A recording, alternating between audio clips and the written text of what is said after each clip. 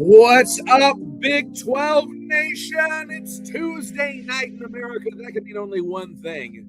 It's time for another edition of your favorite Big 12-centric, YouTube-focused college football show. That's right. It's the one. It's the only. It's the biggest 12 with me, your host, Clint Foster, alongside, as always, Brownie. And boy, oh boy, do we got a great show for you tonight. Got to talk about Tech's appearance in the playoff and all that entailed. We got to round up all the other bowl games since that beautiful Alamo Bowl victory, and a lot of transfer portal news, as well as their other, the idiocy that you've come to love and adore from us. But before we get to any of that, I need something from you. I need you to subscribe to the show. There it is, running down the bottom of the screen at Big 12 with College Football. You've got 1,000 subscribers. This is a real thing now. Thanks to you. Y'all are awesome. So let's make it a movement. Let's make it a global phenomenon. Okay, let's register it with the UN. It's so giant. Okay, subscribe to the show. Tell your friends. Tell your lovers. Tell your enemies. Tell everyone you know about the biggest 12. Let's make it the biggerest 12. Why not? Okay, everyone's expanding these days. Why not expand the show? Let's do that. Also, follow us on Twitter at the VOCFP, all of your social medias, and follow me personally on Twitter at Clint_Foster55 for my stream of consciousness takes, most of which are about TCU. Yes, but that's also where you're going to hear about news about new videos that I've made, a new documentary that I am in the process of making. Also, if I ever get some time, I'm going to probably edit Remember the Alamo Bowl into an episodic format as well. For those of you who are of the TikTok generation, you can't sit still for 2 hours. I'm going to do something for you. You'll know as soon as it's out if you subscribe to my Twitter, follow my Twitter, whatever you do on Twitter. And, any other big news that could potentially be coming down the pike. I don't know, man. Who knows? But if you follow me, you'll know all of that. Follow Brownie as well, at Cyclone Brownie. There he is. Yeah, right follow me. There. Follow Where him. else? Yes, do that. And also subscribe to my personal YouTube channel. You're going to find that Remember the Alamo Bowl documentary, also the docuseries, and that next documentary that I'm working on, as well as all my funny sketches. Clint Foster Creation. There it is right there. Subscribe. Also, check us out wherever you get your podcasts. And go to thevoiceofcollegefootball.com. Check out that sweet merch store. All that fabulous VOCFB merchandise. Maybe you didn't get everything you wanted for Christmas this year, and that last thing you need is VOCFB on it. So go pick it up now while you can. Okay, so we will have Chris Johnston in here to speak on behalf of Tech any moment now. But first, Brownie, let me ask you, brother, how are you feeling on this beautiful Biggest 12 Tuesday night? I'm glad that we finally have some football players. Yes. Y'all being Iowa State. Yes. And we will talk all about that, of course. It's been an interesting week. What started off super slow has progressively gotten quicker, and obviously we can talk about it later in the show. But, I mean, anybody who's seen any news about Iowa State, we had a massive amount of signees like this last weekend. And floodgates, once they opened, they opened. So we're expecting another mass swarm of individuals signing again. So that's someone's got to wear the uniform. Someone's got to suit up. Dude, honestly, though, like last week, if you would have asked me, I probably would have laughed and said, I don't even know if we're going to have a full roster. Yeah. It's looking good, though. Looking good. And we'll get to it. Before I invite Chris in, did you watch, I know this is the Biggest 12, but did you watch the FCS National Championship last night? That was wild. What a game, man. Like, more of that, please. I somebody said it on Twitter. I wish walk-off extra point attempt. Yes. Well, oh my God. I feel so bad for Illinois State because you have the blocked extra point and the blocked field goal, both of which could have completely won you the game. Yeah, could have won the game. But man, like a kid named Taco catching the game-winning touchdown, 2 blocked kicks within the final, 2 minutes in overtime. I mean, what more can you ask? Somebody said on Twitter, football is the only game that is equally entertaining, if not more entertaining, when it's played poorly. And that struck such a chord with me. That honestly, though, like college football, when played properly, is as equally frustrating as it is entertaining. Yeah. Yeah. No, it's entertaining as long as it's not your team. Oh, Yeah. dude, like, I'm not gonna lie, I was frustrated for those kickers.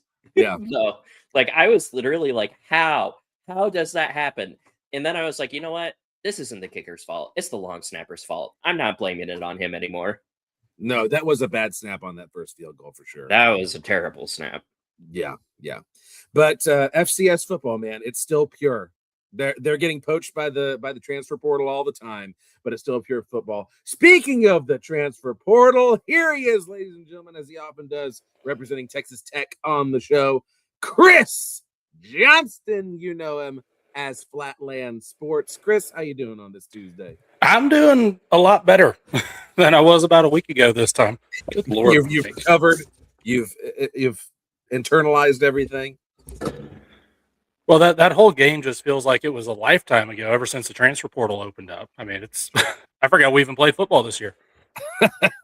Well, we will talk about it, unfortunately. We will talk about it. But first, Brownie, I have a would you rather for you. It's very apropos that you're the man in the middle here. Would you rather have your team have Iowa State win the Big 12 and lose in the playoffs, or lose in the Big 12 championship and win a playoff game? Because you've got fans on either side of you that have experienced both sides of this. Which would you rather? I mean, seeing how we've gotten our ass kicked multiple times in the Big 12 championship game, like, I mean, if that means that I can dangle a Big 12 win in the playoff and join TCU as the only team to do it, like, I'd rather have that, I think, than the Big 12 title. And I mean, then we can keep the running meme of Iowa State hasn't won a Big 12 title game since the Titanic. Yeah. I mean, might as well just keep that one rolling.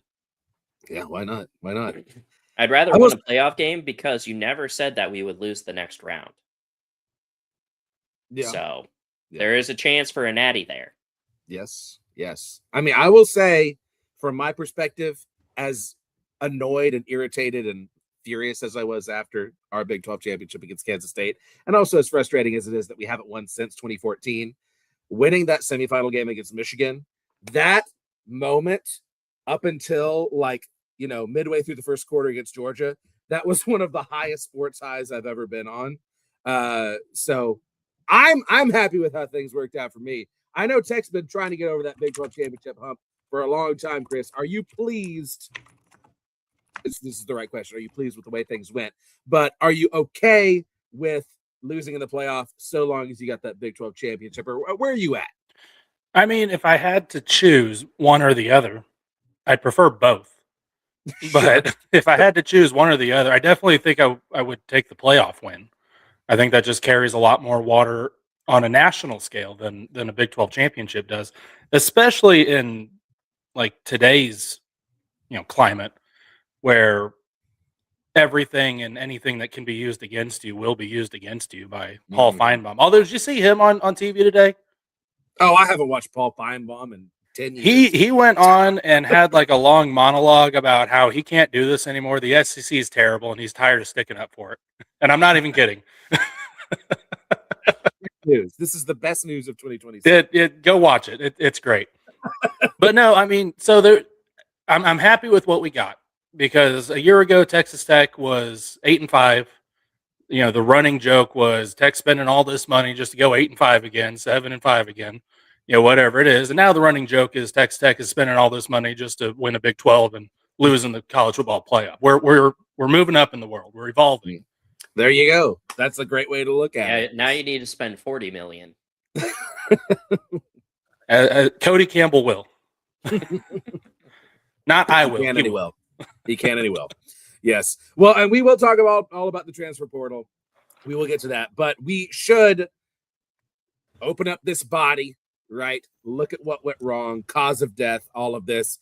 Texas Tech lays an absolute egg in the playoffs. TCU scored more against Georgia than Texas Tech did against Oregon in that second round of the playoffs. That's pretty bad. So what happened here? Walk me through what went wrong and what went right for the defense, frankly, in that game. Well, it's kind of a bizarre game when you really dissect it because you scored 0 points. Your offense couldn't get anything going. I think you had what 2 first downs, maybe. We got to Maybe look it was back just at the it. one. I mean, it could. But either way, your offense played as bad as a Texas Tech offense has ever played since Spike Dykes era, Yeah. and you were absolutely in this game up until about the last half of the fourth quarter because of how well your defense played. And were it not for the offense continuously putting the defense in horrible, horrible close yardage situations via fumbles, interceptions, trying to go for it on fourth down and not getting it, then you probably hold Oregon to maybe 6 points max, probably 3 points. I mean, the defense just absolutely played lights out, but credit to Oregon because they pretty much did to Texas Tech what Texas Tech has been doing to everybody all year. And their defense. I was waiting for the moment, and you saw this going back to like the Arizona State game or the Utah game. I was waiting throughout the whole game until about the last 5 minutes of the fourth quarter for the time where the Oregon defense actually wore down and allowed Texas Tech to start getting back into the game, and it never happened. They just kept their foot on the gas and just kept going, and you had no answer for them. And technically what they did really that worked as well as it did was they just completely took the run game out of the game. And we've seen, go back to last year when Tech played Washington State and Taj Brooks was out. I mean, Baron Morton, I love the guy. He's a Red Raider for life. And a better quarterback than this game gives him credit for. But he needs a run game to coincide with his passing attack. He can't just Patrick Mahomes his way through a game. And so, well, it's also unfortunate too because like 23-0, that feels like a gut punch. But you got to remember too, one of those touchdowns came with literally 16, 15 seconds left in the game. I mean, it was Art Briles running up the score nonsense. And it feels weird to say running up the score in a 23-0 game, but it makes it look worse, even worse than it was. I mean, Tech's defense did what Tech's defense has done all year, and it's just crazy that this has been such a year of firsts for me observing Tech, where it's like, man, I never thought I'd see a Tech defense that was this dominant. I never thought I'd see a Tech offense score 0 points against anybody, right? It's just the whole world is topsy-turvy. It definitely. For those of you who don't know, this is what pretty much every day of the Spike Dykes era felt like. Sure. Best defense in the world and an offense that was non-existent.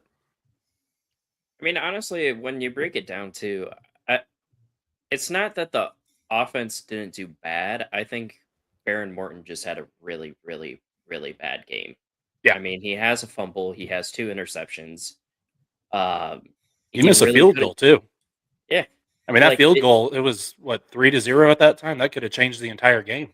Yep. And it's wild because in the day and age of NIL, and you look at NFL teams and everything like that as well, you see a lot of these teams spend a whole bunch of money on quarterbacks, and then they don't have talent around them. In Texas Tech, it almost feels like it was role reversal there. You have the talent around them. You have the defense. It's just Baron Morton just couldn't step up to the plate. And whether it was just an off day for him or not, but in the playoffs, you need to be in stride and you have to be on your game. And unfortunately for Tech, he was a no-show.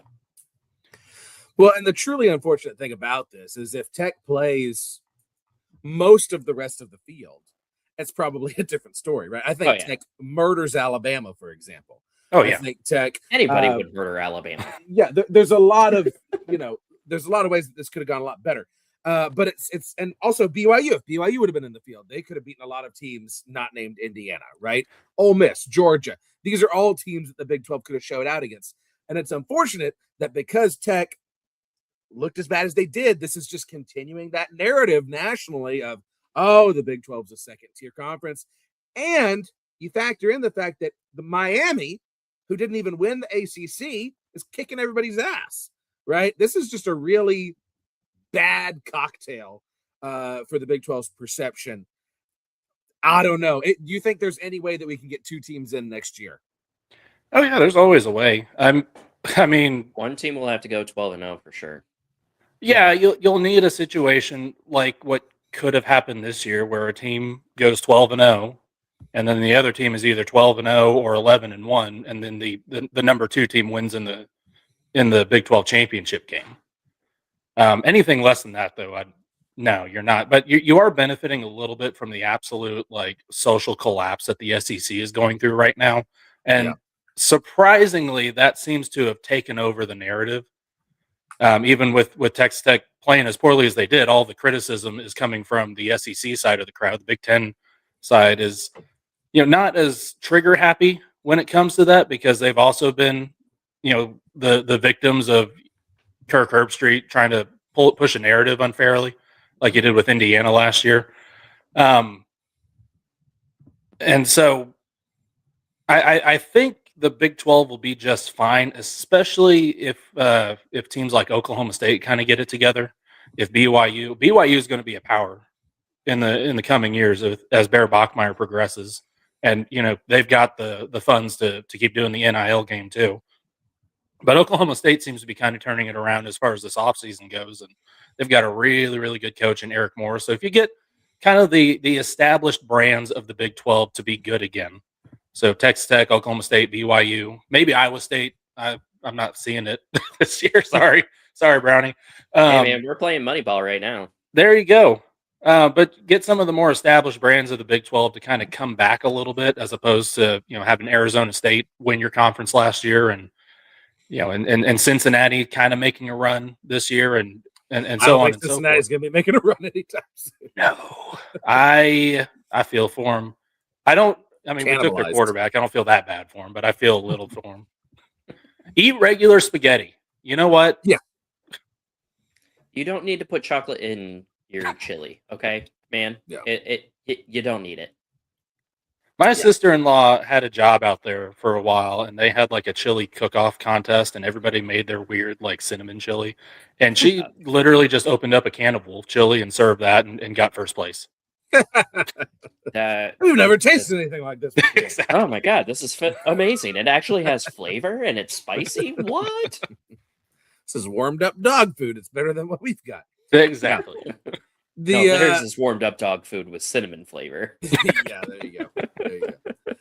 The last thing I do want to say about this Orange Bowl game, and you can correct me if I'm wrong. Now, Chris, you didn't go to this game, did you?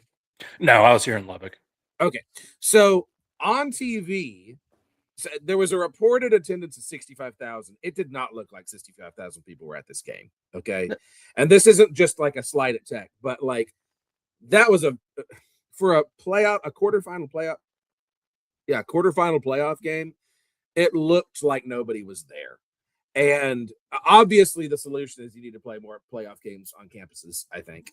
100%. But what was the deal there? Well, I have my own theory, but why do you think, Chris and Brownie, that this game was so poorly attended? Or don't have two Western teams go all the way to the freaking East. Yeah. Like, what are we doing? Like, why wasn't it closer to home? Why didn't you make the two SEC teams go to freaking Florida? Yeah. Well, yeah, you're trying to, let's just go and acknowledge that college football is as rigged as it is, right? You're trying to put together a product for TV, and these geniuses put Texas Tech and Oregon in the Rose Bowl, and then they stuck Miami in the Cotton Bowl. I mean, you could have had packed houses all across the playoffs, and instead, and I'll put my tinfoil hat on here for a second. The only packed house was the SEC game, and maybe the Rose Bowl. I didn't really watch the Rose Bowl, but I mean, it was just poor. And I know I've been told 100 times there's a process, and Ohio State, I think, is the one who screwed it up by picking the Cotton Bowl over the Orange Bowl, because they didn't want to face Miami with them having like a home game, even though A&M was on the other side of that. But still, you're the college football playoff committee. You've got change whatever you need to change to just insert teams where you want them to be, so that fans can actually make it to these games. Now, I will say it looked like about 60,000 to me, because the Hard Rock Stadium, I think the capacity is like 76,000. So that would make sense. Yeah, there's about 15,000 empty seats. So that's what it looked like to me. But those 15,000 empty seats make a huge difference on TV. And it didn't help with their lower bowl area right next to the TV, because I mean, I guarantee you those were like $5 to $6 grand a piece. Oh, for sure. Right. Yeah. the expensive seats definitely did not sell at all. Yeah. And then it doesn't Well- help that ESPN decided to treat this game like it was an 11 a.m. ESPN Plus kickoff type of game. They cut out they showed the entire Oregon team entrance, and then just as like the Tech team was walking up and the Masked Rider was about to come, or I don't even know if the Masked Rider was there. Either way, they just cut to commercial right as Tech was about to run onto the field. And we're talking about the Orange Bowl in a college football playoff game. Just the presentation of it was garbage from Yeah. ESPN standpoint, and that certainly didn't help the optics. Yeah. I think also those expensive seats didn't sell because, again, Clint, we're kind of in that exact same scenario that ISU fans were last year for the college, like for the Big 12 championship game. If Iowa State won that, we were probably in the college football playoffs. That's what so I was literally do we really? Uh-huh. Do we spend the money to go to the championship game, or do we wait and spend the money in the playoff? Well, Yep. for Texas Tech, they knew that they were probably going to be winning that BYU game, so they went out in troves. Plus, it's only a hop, jump, and skip away, even though Oh, yeah. I mean it's Most of them live in Texas. DFW. Yeah. Yeah. Yeah. So like it's a hop, jump, and skip away. Now, if they were in the Cotton Bowl, guarantee you Tech would have showed up again. But Oh, yeah, since it it would've was in been Florida, you would have had to capacity. travel. You would have had to get the expensive tickets again. Yep. And if you would have won, that is less money that you have for the semifinals and potentially the finals. So, like, Well, it's the the NFL. issue is now we have of the so many game. freaking games and everybody wants their cut that the average fan is not going to be able to attend all of these games. Yeah, you absolutely hit the nail on the head, because that was my exact situation when TCU was in the playoff. As I was like, okay, I have the money to go to one of these two games, and if we're in the national championship and I'm not there, I'm never gonna be able to live with myself. Like, I've waited my whole life for that, so I was like, I'm gonna hedge my bets and put all my chips on the table and hope we make it to that game. Because You weren't there in 34? Yeah. No, I was not. I was not. He was the reason why they lost. I had to work in the field that day, actually, in 38. But yeah, it's just normal fans are being priced out, right? Yeah. And I know Mamdani's monitoring the situation with FIFA tickets, but like, we got to do something about all of these, the NFLification of the college game, right? I'm Pricing out already normal convinced fans. that I am never going to be able to go to a World Cup game in the United States, and I'm just going to go to when it's back in Western Europe. I'm just going to go there. It might be cheaper. It might. They have more fun there, anyways. And I can get piss ass drunk in the streets and nobody cares. Yeah. And the All funniest thing is the way to kind of steer it back into like being more collegey is to just copy the NFL's model and just have everything a home game, a campus site until the national championship game. Or until the Yeah. semifinals, at least. Right? Yeah. I don't even think that. I think you should have, because it's so hard for every fan was in your position. It's like, do I go now or do I gamble and go later? Because most people can't just. And we're talking about 3 games Yeah. potentially of having to travel all over the country. Have it at home campuses until the day, and just rotate in the New Year's Six bowls for a national championship, and let those bowls just be bowls. The ones that didn't make the cut that year. Yeah, so Herb Street cannot care about him, right? Exactly. I mean, there was no college football played today.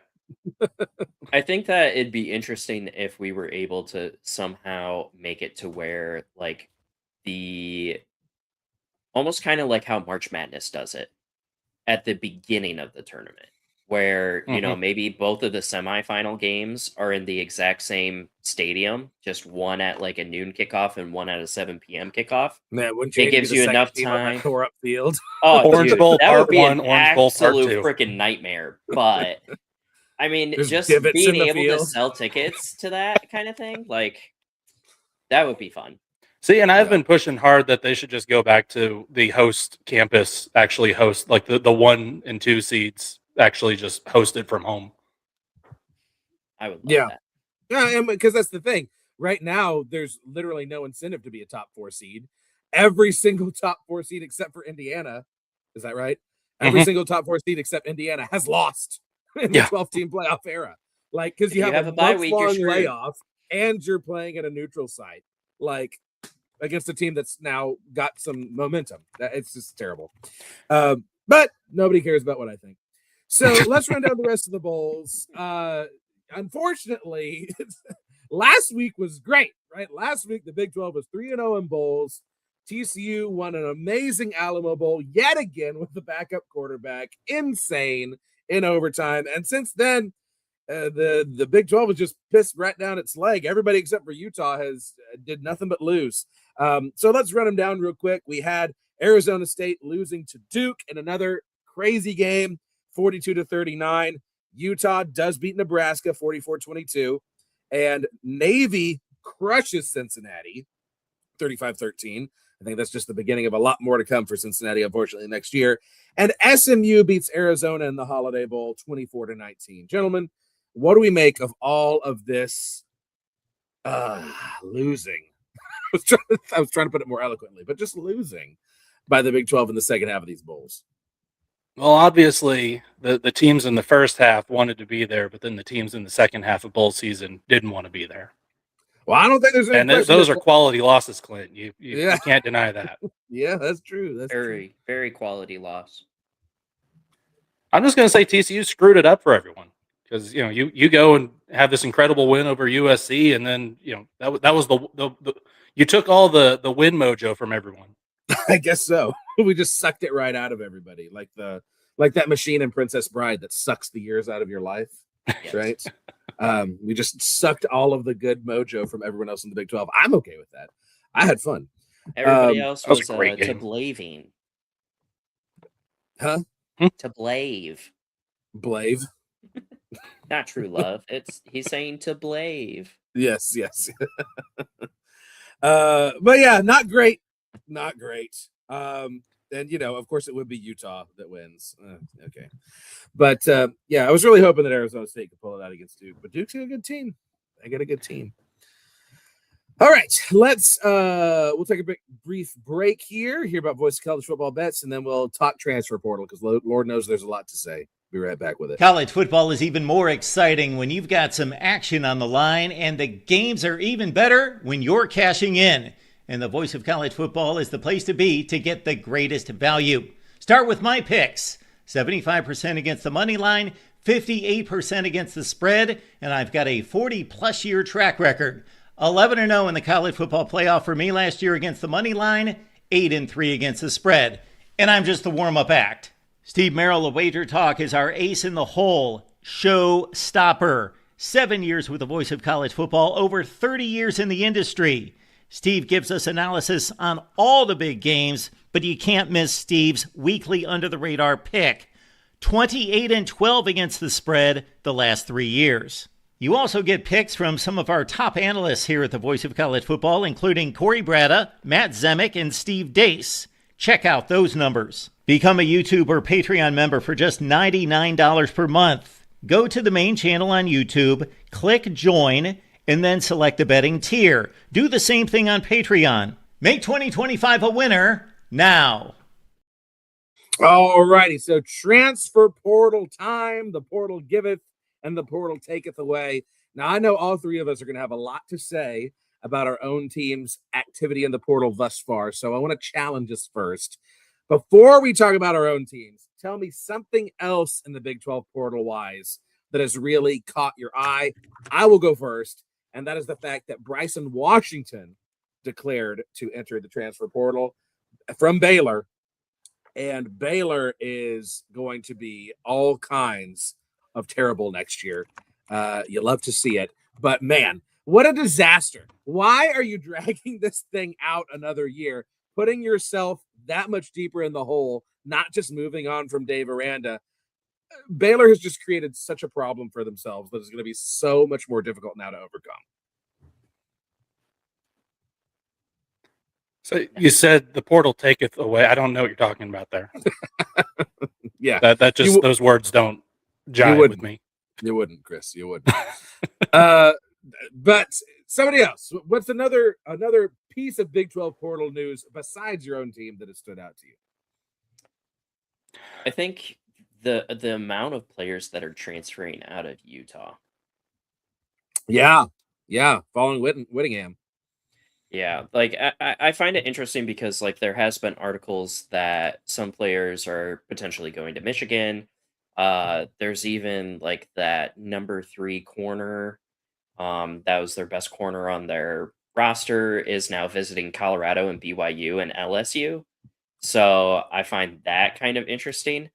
It's just kind of weird to me that Whittingham made the new coach basically his predecessor, but didn't retire. He just said he may or may not be done with football. And then all of a sudden we see him in the Big Ten. Yeah. So I think that's kind of my shocker right now, is that there are that many Utah players, but also that there aren't as many Utah players as I thought.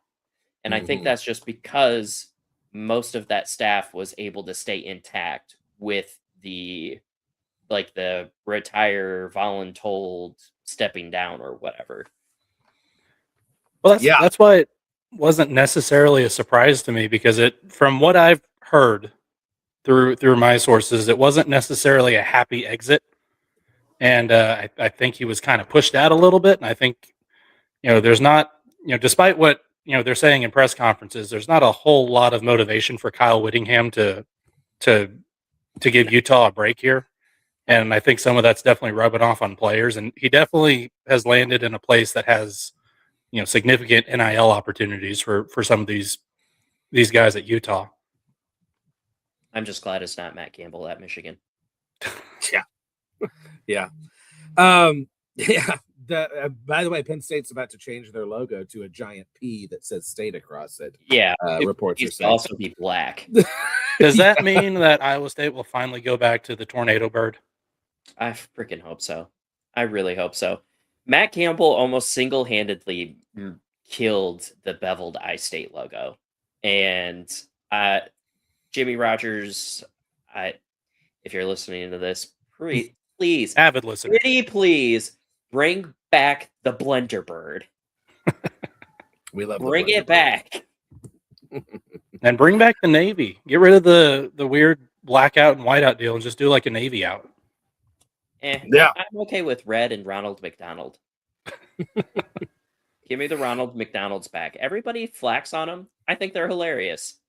Let us play in it. It's better than the naked pants that we wore a few years ago. The naked pants. We lost tribute. Yeah. Chris, before you get yours, so Dishfish is pointing out Oklahoma State had 60 players at the portal. Iowa State had 51.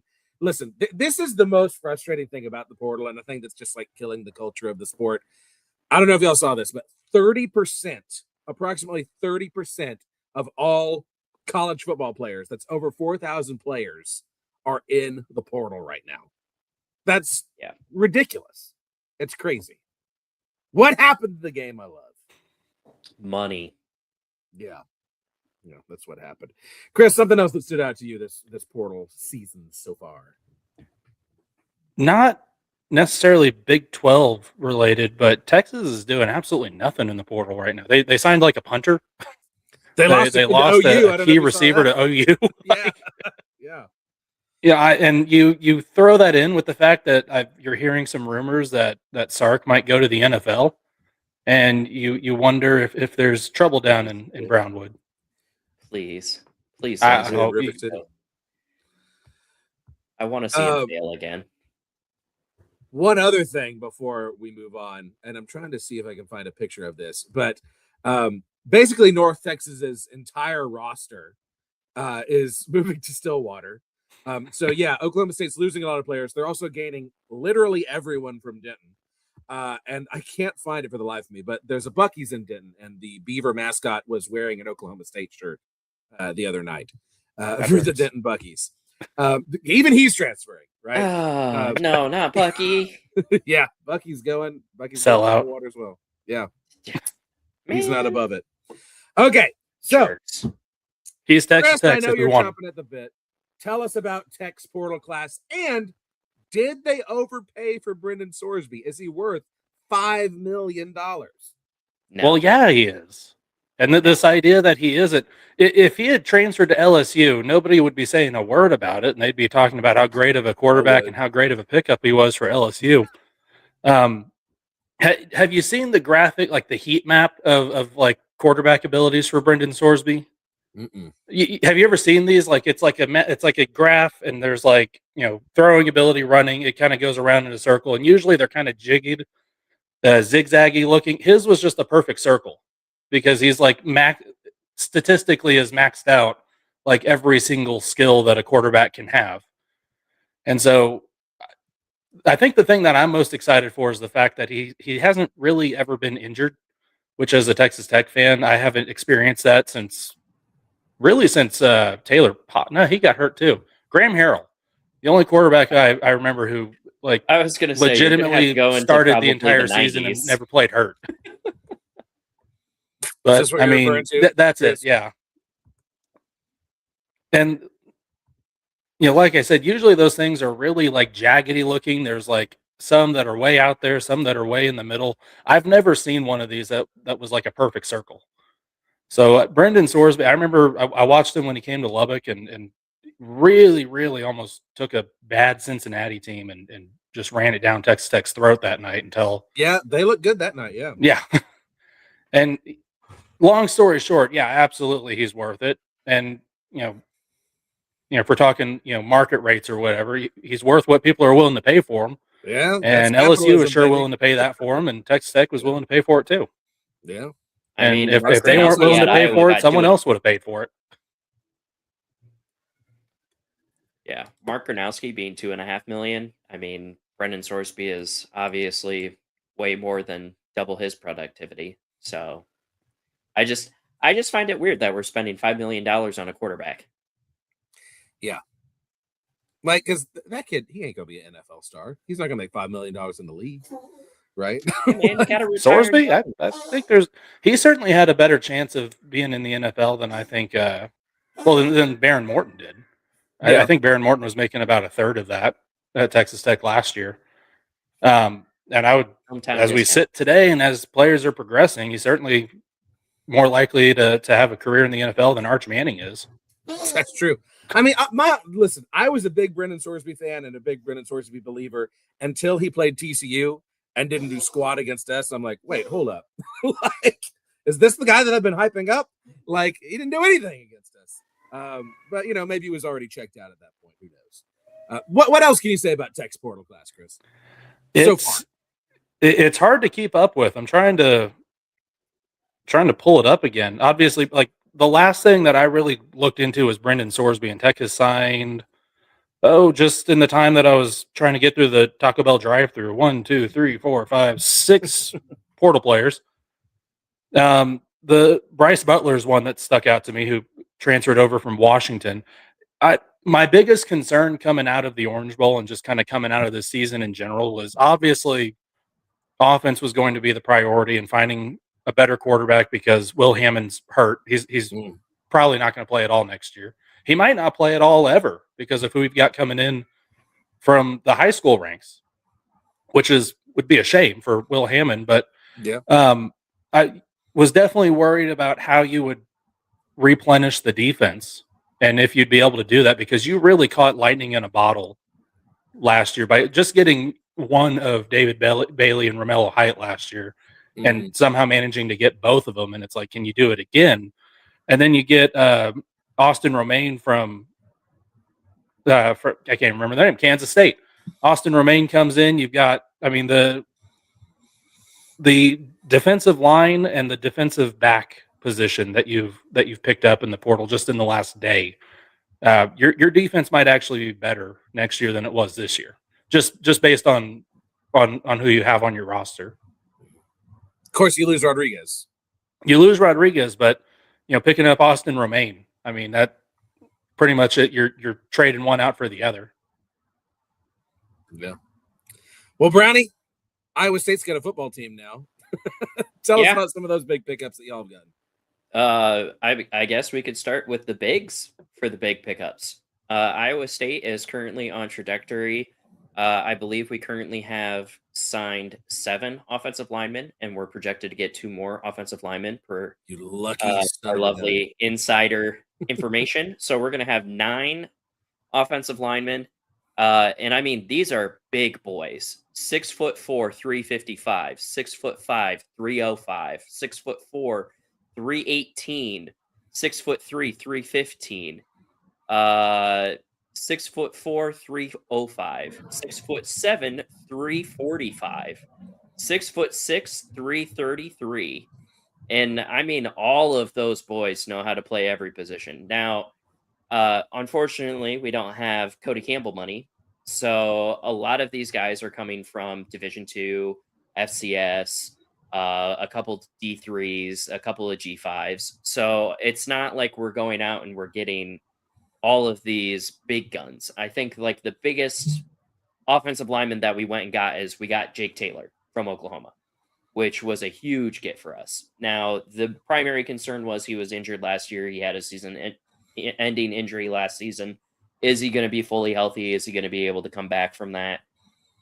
I mean, the way that Iowa State is right now, Jimmy Rogers has now been on the record multiple times. And even Tyler Roel, who's our OC, who by all means of the stretch for a Jimmy Rogers team, the OC is basically an assistant head coach. Jimmy Rogers does Jack Diddley for the O. He is 100% defense guy. So Tyler Roel's, his entire thing has been physicality, physicality, physicality, punch their face in, physicality, bite their hand, physicality. So I think what they are doing, and I think that they're being very successful, is they're working on the trenches and working outward. That's the right way to do it. Yeah, I think their entire thing is, as long as we're able to protect what we have in the backfield, we're going to do really well. And speaking of the backfield, we got that sweet quarterback from Arkansas State, Rayner. When he played us, I wasn't overly impressed with his passing ability. It was more of his play extension and then his ability to run. He does kind of remind me of more mobile quarterbacks or like an Avery Johnson, where if he gets in trouble, he sometimes forces things. And I'm hoping that this offense that we're bringing in, especially with this O-line help, will be able to give him that time to where he can process more routes and everything. This is my favorite, and you got to tell me if this is an elite offensive lineman name. Gavin Proudfoot. That's a Hobbit name. Yeah. Proudfoot. Proudfoot. Like, that's just a win in my books. But we've gotten a lot of linebackers. We're switching to a 4-2 defense. Whether it's going to be a 4-3 stack or a 4-2-5 is still kind of up in the air with Jimmy Rogers, which I think is going to be beneficial for the Big 12 moving forward, especially with a lot of this talent acquisition with Tech, with BYU. You know, gone are the days of the heavy air raid. Now it's all about athletes, right? So even your quarterbacks are now athletic. They're not pure pocket passers anymore. You can't just force the pocket passer to pass the ball because they're going to extend the play and find that hole. So applying pressure is now key, I think, at least in our conference now. So I find it very fun and amusing that we are going after, again, a 6'6", 295 defensive lineman, a 6'9", 345-pound interior defensive lineman. I mean, we are going and we are getting very big boys. Obviously, speed might not be there, but some of these kids at the levels that they were very dominant. So I'm overly excited. We also got Braden Owls, who was the guy that I wanted the entire time from Toledo. We're talking... That's a big get. High double-digit tackles, multiple sacks, multiple tackles for loss, multiple pass deflections, multiple interceptions, multiple forced fumbles. I mean, this dude, like, if you watch Toledo gameplay, I swear to God, he must be the only defender on that entire field because he was everywhere. I mean, you want to talk about a Jacob Rodriguez. Owls was Jacob Rodriguez for that team, and he played safety. Like, he was a hard crash safety, but he knew how to cover. So, I'm trying to not drink a whole lot of Kool-Aid from what's been coming out, but it's kind of hard to, especially when you lose everybody. We're currently at 27 transfers in. So I think Jimmy Rogers said that we're going to be landing about 40 plus. That's just crazy, man. I mean, but that's the nature of getting a new coach now. Like, that's what you have to do. I mean, when Jimmy Rogers went to Wazoo, he transferred in 85.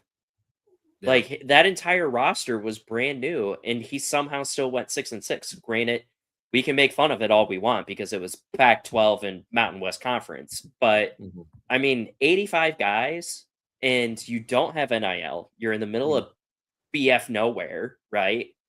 Like, you're not going to get high talent, and somehow you're still able to pull off a 6-6, and they won that bowl game. Yeah. No, I think Jimmy Rogers was a great get for y'all. Yeah. I think he's better for Iowa State now than what Matt Campbell is now. Yeah. You know, I think the Matt Campbell era at Iowa State had kind of played out and was starting to sour a little bit. Yeah, and it's kind of interesting because we obviously want to strive for more, but the issue is Matt Campbell would develop all of these guys. I mean, again, the 5-star culture versus 5-star talent. We would always develop these guys, but then teams would come knocking, like Texas Tech, like Ohio State, like Florida, like LSU, where, you know, we had to give Ben Bramer $2.5 million to stay in Ames. Otherwise, he was an Oklahoma Sooner. And he got injured and only played in 3 games. And I mean, that's nature of the beast with NIL is once you get that good talent and you develop that good talent, you're SOL. And I mean, that's kind of why I'm happy that we're starting to play this Moneyball game, because I think for a lot of like teams that can't necessarily afford to go over cap of like the 20 million or whatever the share of the 20 million is, right? You're going to have to Moneyball it. You're going to have to be smart with your investments. You're going to have to go find the diamonds in the rough. And unfortunately, moving forward, we're going to have to be okay with being the farm teams of the money bags. So all I have to say is we just have to wait it out. Yeah, the age of just really developing players from freshmen all the way through graduation is over. Yeah. The way a school like Iowa State and a school like Texas Tech from 5 years ago has to do it is exactly that. You have to Moneyball it. Just really, really invest in a really good GM and find a guy who can just find these guys in the Division II ranks or the G5 ranks that maybe are being overlooked. Well, Chris, you say the age of developing players is over, and I think that you are largely correct. But TCU, listen, I already ate crow last week because I've said a lot about my concerns about the culture of the program under Sonny Dykes, and you had all those guys. Josh Hoover was the only guy who sat out of the bowl game because he transferred away, right? And you saw those guys show a lot of grit to win that game. TCU only has 5 guys transferring out. 5. Yeah. That says a lot about the culture that's being built here and about the insistence on developing young talent and retaining players with your NIL money. And I love that. I really, really love that. Hopefully it starts to pay dividends eventually. That being said, I am super hyped about the transfers that we do have coming in. I still, on my wish list, I'm still really hoping for a cornerback and a tackle. I would really love an offensive tackle.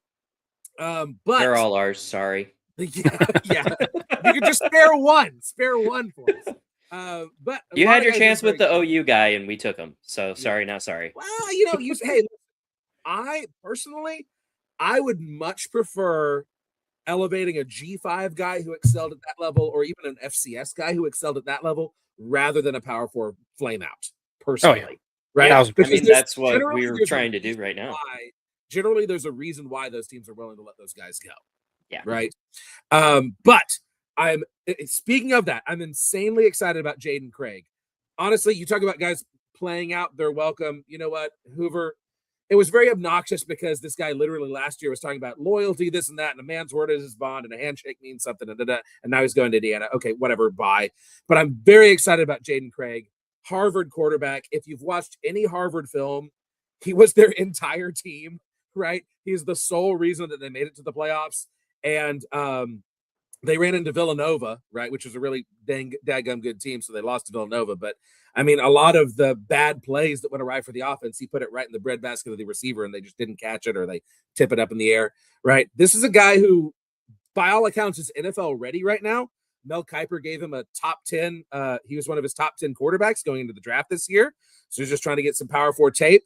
I'm extremely excited about what he could bring to this offense.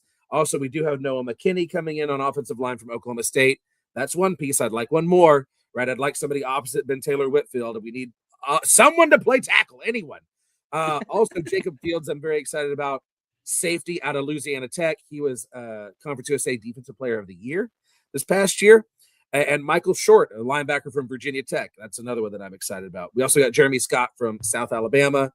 Could be another big play receiver opposite of Dwyer, playing with Terry Shelton, who's a potential breakout star next year as a sophomore or redshirt freshman, actually. Dozie Ezukanma could be a breakout next year. Also, a lot of great guys in the slot that we still have coming back.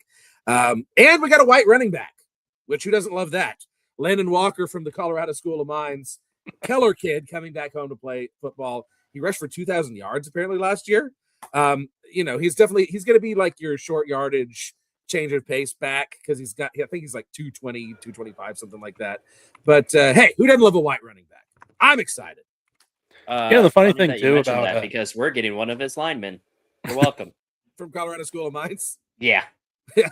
Dude, they're like, have you looked at their schedule and how ridiculous they were? I haven't. I know there's a kid who used to go to the school that I teach at that plays there, but I haven't paid any attention to him. Like these guys, hang on, let me pull it up because some of these things were like absolutely ridiculous. Well, he's looking it up. Chris, what were you going to say? The funny thing about when you pick up a legitimately talented Ivy League quarterback is like they're legitimately smart. Yeah, because it sounds corny because they're in Harvard and because that's who they are. Like they never make mistakes. They never throw bad passes. They never do something stupid. Like their football IQ matches their actual IQ. Craig has as many interceptions in his career as Josh Hoover had last season. Yeah. I mean, it's a sight. I can't remember the name of the guy, but there was a guy in the NFL a while back who was a Harvard guy. Fitzpatrick, right? Wasn't it Ryan Fitzpatrick? Yes. Yeah. Ryan Fitzpatrick. Yeah. And just never threw interceptions ever. Yeah, he had a great career. These guys went 7-4, but they averaged almost 38 points a game. They also had a total of 2,500 rushing yards, while only allowing their opponents to $2,000, and then they had 2,400 passing yards. They went 218 for 333, and their quarterback only threw 4 total interceptions the entire season. Man, with 29 touchdowns. Nice. Well, their average play was 9.5 yards per play. Wow. And Colorado School of Mines, that stat is ridiculous. They might need to move up to FCS, man. It sounds like a fake school, like one of those fake FCS schools from College Football 26. Mm-hmm. And then there's everybody's got players from them because wherever they are, they're just so good. Well, and they got some really great T-shirts on Home Field Apparel too. Dude, you legit need to pull up that logo because that logo is absolutely S tier right there. It's literally a mining donkey with dynamite in its mouth. Yes. And speaking of Colorado, I don't know, in the transfer portal, I don't know if y'all saw this, but there's a kid leaving Colorado State named Rocky Beers. I want him. Yes. I believe he's going to OU. Yeah, Iowa State name though. Well, I'm just how the hell did this kid not have an NIL deal with Coors? Right? His name is Rocky Beers, and he's playing at Colorado State. Okay, yeah, here's your Colorado School of Mines, your donkey with your dynamite in his mouth. Yeah. UTEP would be a Power 4 school if they had adopted that logo. Well, hey, and they used to have a donkey because I have a home field shirt. Home Field's not even one of our sponsors here. I am hawking Home Field, but I have a home field shirt for Texas Western. That's their national championship when they had all the black players. I guess it was 66, and the logo is a donkey kicking a basketball into the hoop. He's literally that's S tier. He's got the day that they went away from that logo, it all went downhill for UTEP. Yeah. Yeah, absolutely. And Dishfish, thank you for is it just UTEP with the axe? Yeah, it's just a minor. It's a minor. But yeah, TCU D lineman Paul Oyewole is not transferring. It was originally reported that he was. He's like, I never was. I don't know why anyone said that. And Zach Chapman's coming back. So we've got 2 very nice bookend defensive ends coming back. That's a lot to be excited about. Hey, on paper, the schedule looks tougher. The Big 12 schedule looks tougher next year. But there's a lot to be excited about. I mean, I'm like, damn it. After that Alamo Bowl, I was done. And then right when I think I'm out, they pull me back in. Right? I'm going to start believing again in August. It's like gambling. Yes. It's like a bowl game can really just give a whole bunch of momentum for the upcoming season. Yeah. BYU. I mean, there's like BYU. to Arizona. We got to go to Texas Tech. We got to go to UCF. Yeah. Bomber didn't. What do we say? Just Bomber doesn't whole deserve the sprinkles. He does not. We love you, Bomber, but that was a terrible take. I hope your toaster breaks. Yes. And I think the Pop-Tart Bowl was the most viewed game of all the bowls last year, but not Bomber. It's the most badass. Yeah, like, it's great. That's what all bowl games should be doing. Like, why don't we have a giant orange that falls into a juicer and orange juice comes out? Yeah. Like you see hokey sports videos from the 70s and you're like, man, why isn't sports like that anymore? The Pop-Tarts Bowl is still like that. Or like old school ESPN2. You guys remember all that? Yeah. Like when they used to do the super goofy stuff, or like make it into Jackass. Like, yes. That's what we want. What a formative program in my young life. Oh, man. Elementary school and middle school me, Jackass was a revelation for sure. My name is Cyclone Brownie, and I'm going to tell my wife she's wrong. Welcome to Jackass.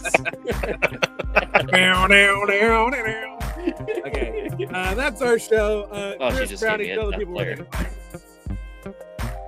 Chris, you go. You can find me at Cyclone Brownie. We have also officially moved over to the Cyclone Fanatic umbrella.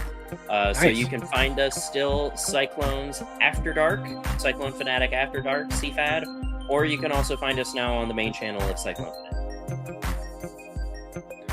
And Christopher Johnston, you can find me Flatland_sports on Twitter X.